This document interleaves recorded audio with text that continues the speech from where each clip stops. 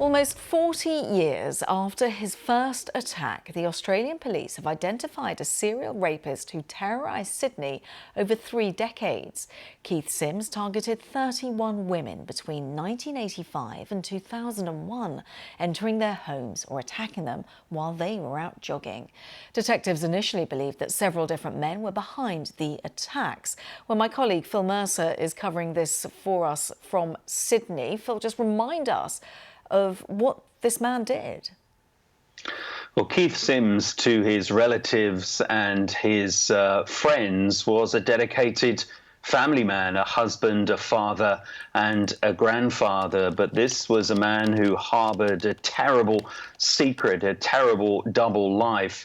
The police say that he carried out his first rape in 1985 in a suburb very close to Bondi Beach here in Sydney. His last known attack was in 2001 near a cemetery, and in between that time the police say he attacked 31 women, as you say, some in their homes, some when they were out jogging. So to his family this has been an almighty shock, and science eventually caught up with this man thanks to new DNA technology. But justice will never knock on the door of Keith Sims. He died earlier this year at the age of 66 before the police could knock on his door and before the legal process could begin to bring this man to justice. His first attack was in 1985. Why did it take so long to identify him?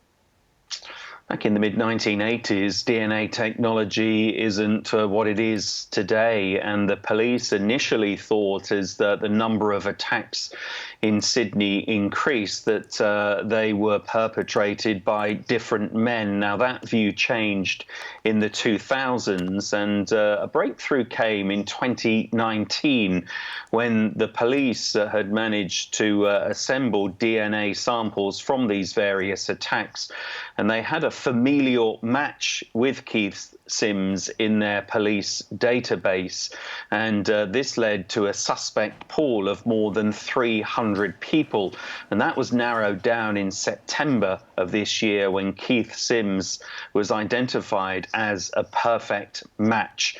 And as we say, he will never be brought to justice because we understand he died peacefully earlier this year in his mid-60s. So, as you say, no justice, but what reaction from the victims and from the families of the victims? Well, we're not sure what the victims are making of this. One can only surmise that there would be some satisfaction that the identity of the man who terrorised them and many other women in Sydney for so many years is now known, but no doubt frustration that he will never face a court of law. Local media is reporting here that Keith Sims' family members had absolutely no idea he was leading this double life. He was affectionately known as Magoo, a dedicated husband, father and grandfather. But as we now know, this was a man who was perpetrating awful crimes and was leading this very devious and dangerous double life. Phil, thank you very much for bringing us up to date with that. Phil Mercer live from Sydney. Thank you.